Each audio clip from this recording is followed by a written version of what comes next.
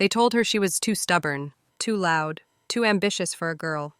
But they didn't see what she was building, in silence, behind encrypted doors. Inside briefing rooms they were never invited to. This isn't just a story about power. It's about what happens when the people who underestimated you try to stop you and fail. Because one morning, in a house that never believed in her, a man kicked open a door he should have never touched, and handcuffed a woman the world would soon learn was a two-star general.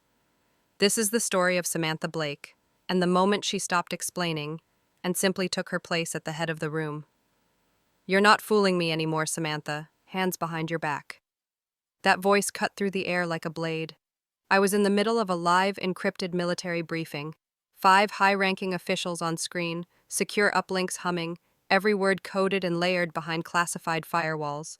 We were coordinating an overnight civilian extraction under FSOC, Federal Strategic Operations Command. The briefing room sat inside a secure facility nestled 30 miles west of Colorado Springs. Quiet, remote, controlled. And then, too quiet. Not the peaceful kind of quiet, the kind that meant something, or someone, was holding their breath. I was mid-sentence when I heard it. A soft metallic shift, the door handle. I hit mute, straightened my posture, then spoke calmly into the mic. "Secure call in progress. Do not enter." Silence. Then, crack. The door exploded inward, shards of wood scattering across the floor. And there he was, Edward Monroe, retired sheriff, my stepfather. Weapon holstered, cuffs drawn, face red, not with fear, but with conviction. "You're impersonating a federal officer," he barked. "Turn around, now." I didn't flinch. My headset was still connected, my clearance ID still lit green. I had a choice in that moment, react or respond. I chose the latter. I stood up, calmly. "You are interfering with a classified military operation," I said, voice steady. "This is a federal offense." He moved toward me anyway. "You're not an officer," he hissed, grabbing my wrist. "You're a girl pretending encryption makes her important." Click. The handcuffs snapped around my wrist. But what he didn't know, what he couldn't know, was what I'd already triggered. "Protocol Omega, activated," I said aloud. "Confirm." On screen, General Danvers gave a sharp nod. "Confirmed." The call went dark. Line severed. The clock began ticking. Exactly 3 minutes later I heard it. The low thunder of engines outside. Black SUVs. 5 of them. Doors flung open in sync. Boots hit the ground. Heavy, purposeful, trained. A voice boomed through the front door. "United States military, open the door." My mother rushed to answer. Edward turned, stunned. Too late. They entered fast. Tactical, controlled, no wasted motion. The lead officer locked eyes with Edward. "Sir, step away from Lieutenant General Samantha Blake immediately." Edward blinked, confused. "No, she's logistics. She pushes papers." The officer stepped forward. "That was her cover. You just compromised a Level 1 classified operation." They released me from the cuffs. 2 officers flanked me, shielding me from him. "Are you injured, General?" "Negative," I replied. "But I want him processed, immediately." I looked Edward in the eye one last time. "You're not losing control, Edward. You just never had it." And that was just the beginning. My story didn't start in a war room. It started with a folded flag and a doorbell. I was just 9 years old when the knock came. 3 men in uniform stood on our porch. One held his cap to his chest. Another clutched a clipboard with trembling fingers. The third looked my mother in the eye and said quietly, "Ma'am, we regret to inform you. Captain Raymond Blake perished during a training exercise off the Gulf Coast." My mother didn't cry, not right away. She fell to her knees as if the words had pulled the floor from under her. I remember thinking, if Dad's not coming home, who keeps us safe now? Mom did her best. Evelyn Blake, ER nurse, double shifts, no time for tears. She never missed a school play. She made grilled cheese at 2 a.m. after her night shifts. She held our little world together with steady hands, even when her heart was splintering. Then Edward Monroe showed up. He was the new sheriff in town, literally. Broad shoulders, pressed uniform, voice like gravel. He met my mom at a hospital fundraiser, and within a year, they were married. At first, I thought he was everything we needed: strong, present, dependable. He fixed the porch step Dad never got to. He bought me my first pocket knife and said, "You gotta know how to protect yourself, kid." But strength has a shadow, and Edward's came out in silence. In the way he tilted his head when I questioned things, in the way he praised obedience, not curiosity. He liked rules, black and white. He liked being the loudest voice in the room. So when I told him I wanted to join the Air Force like my father, he chuckled. "You? You'll spend more time rewriting the rule book than following orders." I laughed along. But that night I applied for JROTC anyway. And I didn't stop. I studied, trained, watched strategy videos when other kids were watching cartoons. I didn't want to just serve, I wanted to command. The more I grew, the less he recognized me. To him, I was still that messy little girl with too much mouth, but to me, I was becoming someone he couldn't define, and that terrified him. I wasn't looking for rebellion, I was looking for purpose. But every time I took a step forward, he saw it as defiance. Not ambition, not honor. That's the thing about men like Edward. They don't fear failure. They fear the women who refuse to ask for permission. And from that moment on, I made one silent promise. I would never again need a man like him to validate who I was becoming. West Point wasn't a dream. It was a battlefield with dorm rooms. You either adapted or you disappeared. And I adapted. I learned to take hits without flinching, to give orders without blinking, to swallow disrespect and spit out results. I graduated top 8% of my class, commissioned straight into operations logistics. By 27, I was coordinating convoys across Europe and North Africa. By 30, I was briefing colonels, sometimes generals, on resource realignment across classified theaters.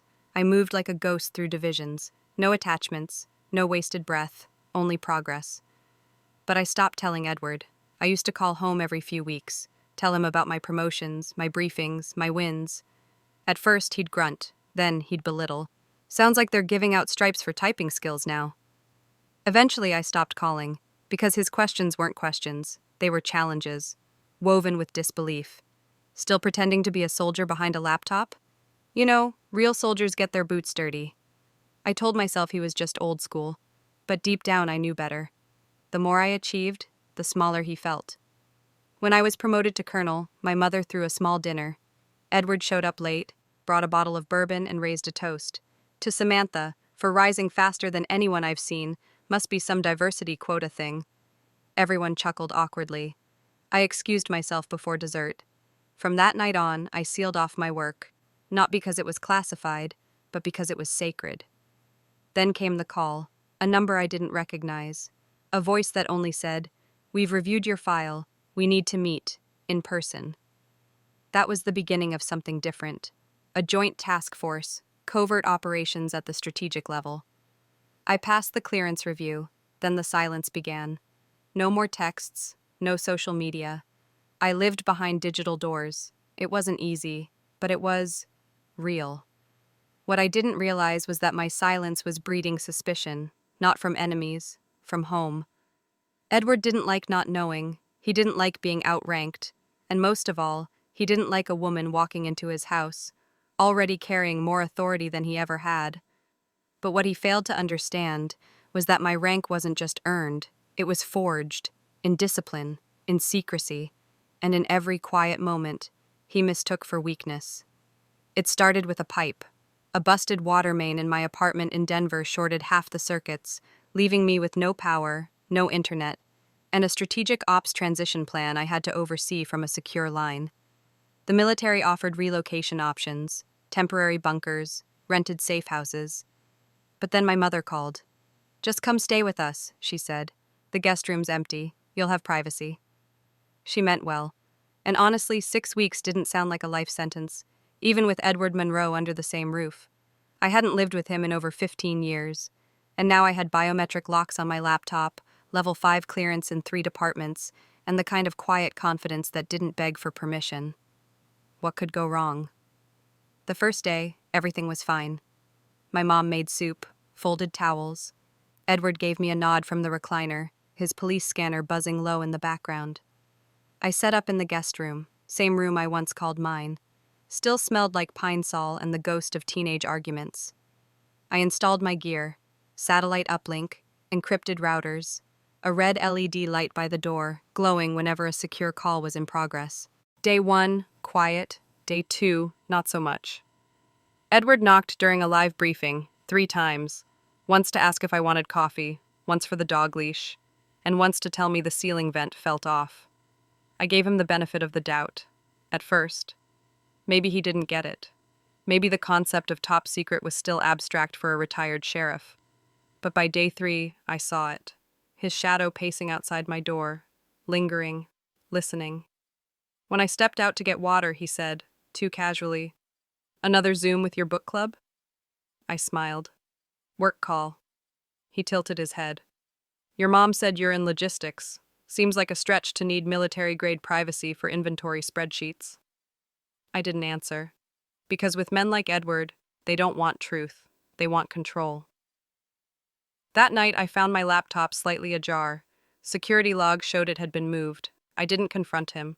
I changed all my codes, enabled retinal scans, restricted even harmless metadata. But deep down, I knew. He wasn't just curious. He was suspicious. And suspicion, in a man like him, doesn't sit still. It festers. It builds. By the end of week 2, it wasn't passive aggression. It was surveillance. I found a notepad by the landline, scribbled notes, times, durations, even keywords I'd used in private calls. Exfil, mentioned twice, garage. A scrap of paper with phonetically spelled names, Lieutenant Jarrick, Colonel Hayes. He was logging me. I confronted him lightly, almost playfully. "Hey, could you stop lurking outside my room? Kinda weird." He didn't deny it. "I'm not listening," he said flatly. "I'm observing." That was the moment I knew. This wasn't about safety. It was about power. He didn't believe in my uniform. He believed in his authority. And now, he felt it slipping. By the start of week 3, Edward wasn't just hovering. He was investigating. The signs were subtle at first.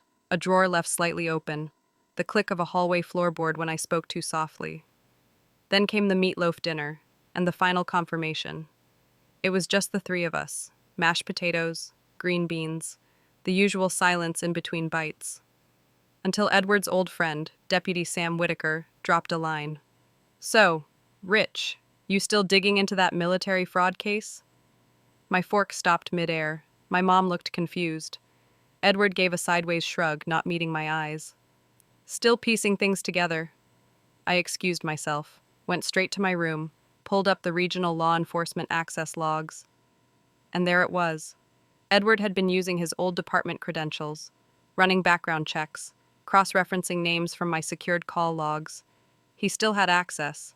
Not full clearance, but enough to be dangerous. He was building a case, against me.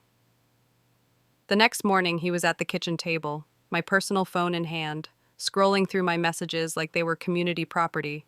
He didn't even flinch. "You've been deleting things," he said.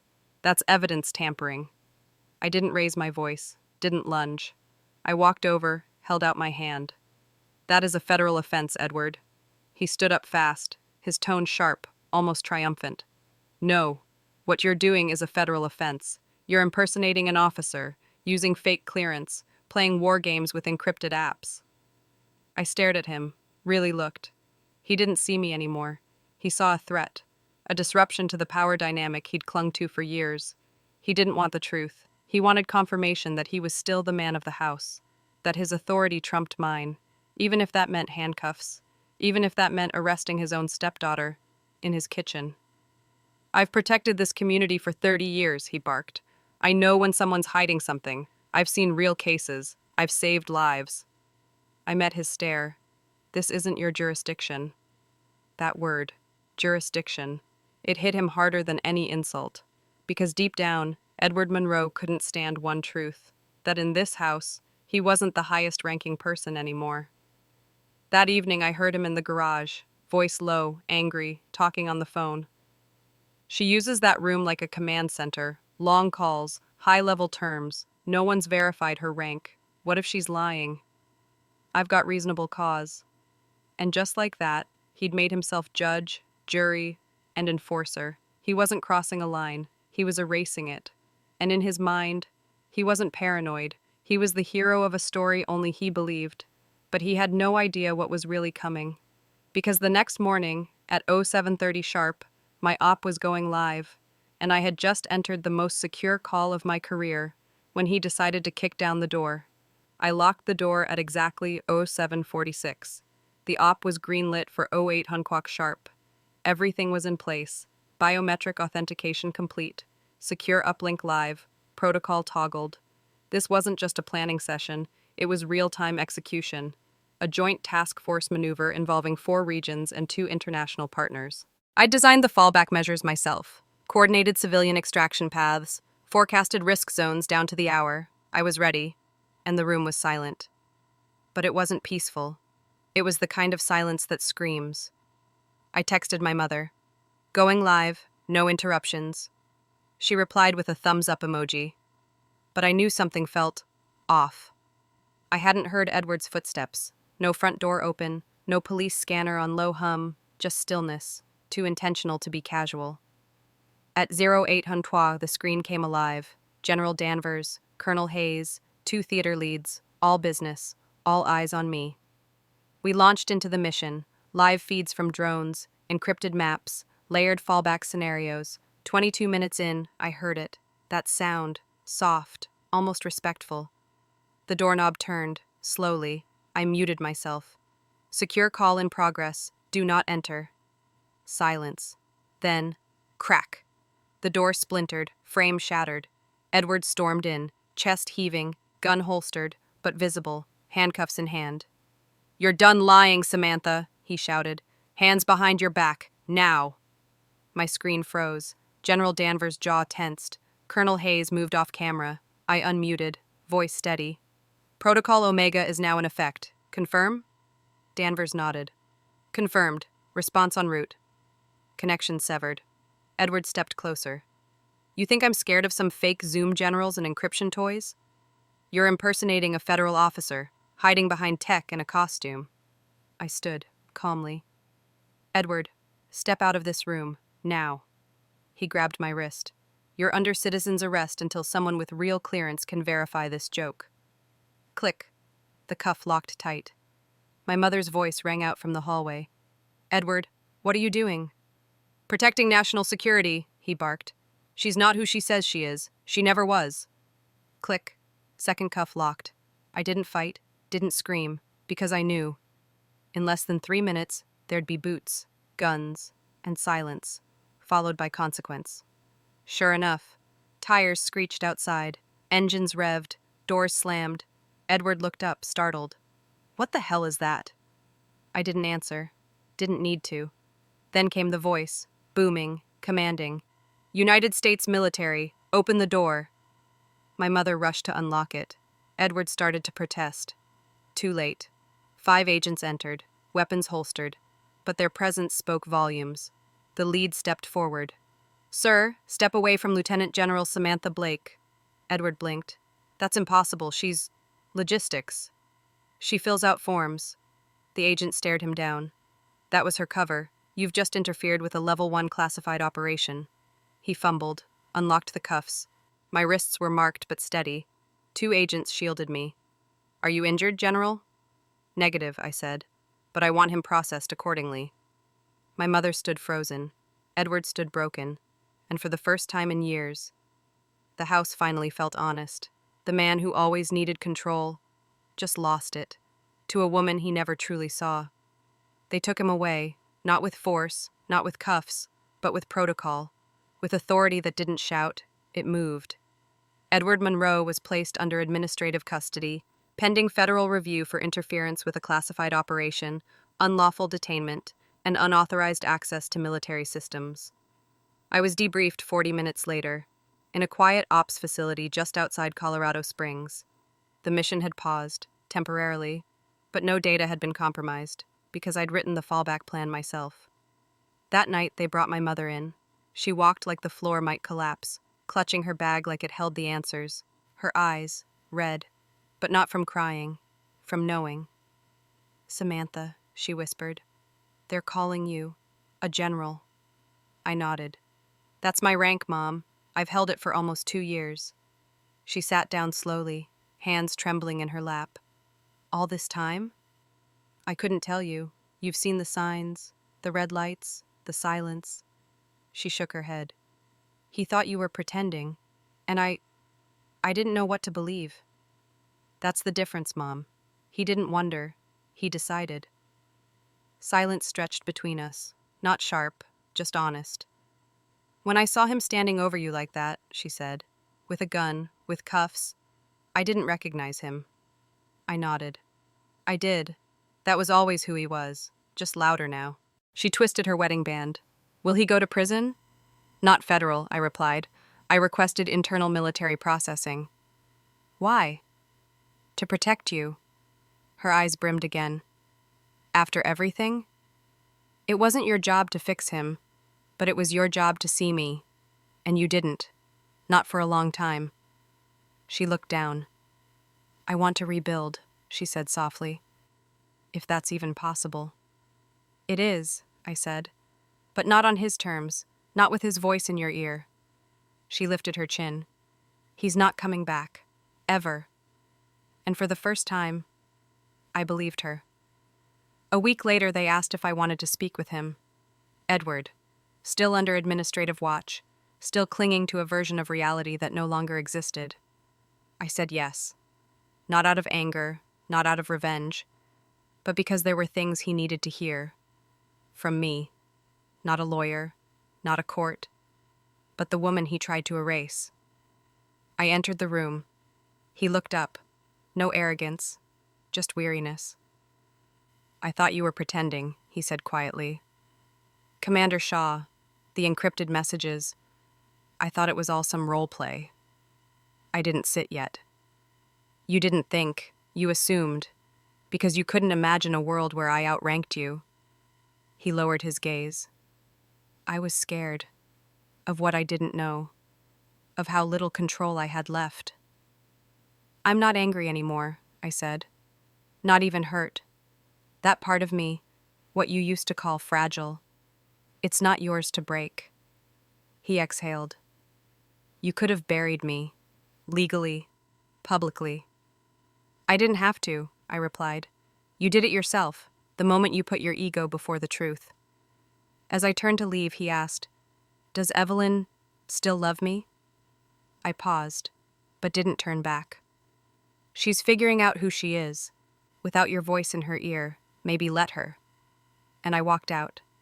Not in triumph, but in clarity, because finally, this conversation was mine to end. A month later, I stood outside the hangar, the morning wind sharp against my uniform. A new class of cadets arrived, duffel bags in hand, eyes full of questions. They reminded me of myself. Age 21, raw, determined, desperate for someone to look past my name and see my purpose. Now they looked at me with recognition. Good morning, General Blake, one of them said. I nodded. Carry on. I walked inside, past the briefing room where I used to rehearse plans no one would ever read. Up the metal stairs to my office, quiet, steady. I sat at my desk, opened the top drawer. Inside, not medals, not citations, just a photo. Me and my mom, taken a week ago, at the base ceremony. She had stood at the back, quiet, but present, wearing the same navy blouse from my high school graduation, the one Edward never showed up to. In the photo, her hand rested on my shoulder. She didn't say much that day, but as she turned to leave, she whispered, You turned into everything he said you couldn't be. And she was right. Edward Monroe tried to define me with doubt, tried to contain me with silence, tried to handcuff me with control, but I wasn't built to shrink. Power doesn't always come from rank or volume. Sometimes it comes from not flinching, from not explaining, from standing in a room they once barred you from, and owning it. He thought I needed his permission. What I needed was distance, and a mission that mattered more than his opinion ever would. Some nights I still hear his voice in my head. Don't embarrass this family again. But louder than that, I remember another voice, Commander Shaw, the day they uncuffed me, looking him in the eye and saying, Sir, you just restrained a 2-star general. This briefing is over, and so is your access. No shouting, no drama, just consequence. That's the thing no one tells you about power. It doesn't always announce itself. Sometimes it walks in quietly, stands tall, and doesn't back down. I never asked to be a symbol, but maybe that's what I became. For the daughters told they're too loud, for the girls labeled too much, for the women who don't look like leadership, let them keep saying that. Meanwhile, I've got a new class to brief, and I don't need anyone's permission to stand at the head of the room. Samantha didn't shout to prove her worth. She stood still and let the truth arrive in black SUVs. Because real power doesn't beg for permission. It simply steps forward, unapologetically. If you've ever been underestimated, silenced, or told you don't belong at the table, remember her. Remember the red light on her door, the silence that wasn't weakness, the voice that said, Protocol Omega, confirmed. Thanks for watching. If this story found a quiet corner in your heart, hit subscribe and share it with someone who needs to hear it. And if you've got a story like Samantha's, drop it in the comments. We see you, and your voice matters, always.